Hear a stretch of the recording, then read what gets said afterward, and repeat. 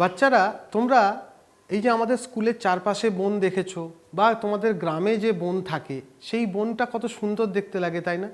ওই বন যখন দাউ দাউ করে আগুনে জ্বলতে থাকে তখন আমাদের মনটা খুব কষ্ট পায়।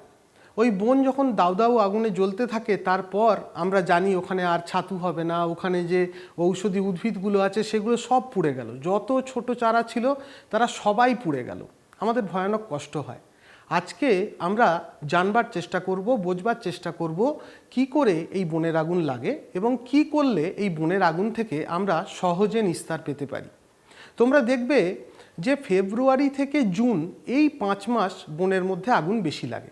আর সেই সমস্ত বনেই বেশি আগুন লাগে যে বনে কেবলমাত্র এক ধরনের গাছ পর পর হয় শাল অথবা অন্য কোনো একই ধরনের গাছ আছে, সেই ধরনের বনেই আগুন বেশি লাগে।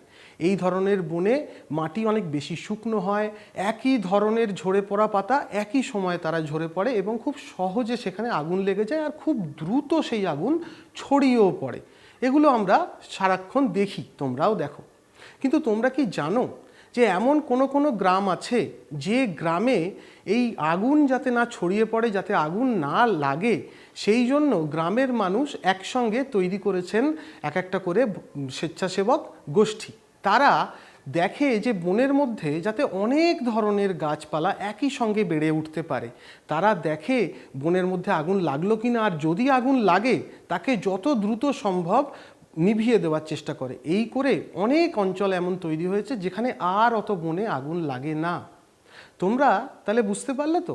তাহলে আমাদের দরকার অনেক ধরনের গাছ বনের মধ্যে, আর আগুন লাগলে দ্রুত নেভানো। তোমরা এই কাজটা নিজেদের কাঁধে তুলে নেবে তো?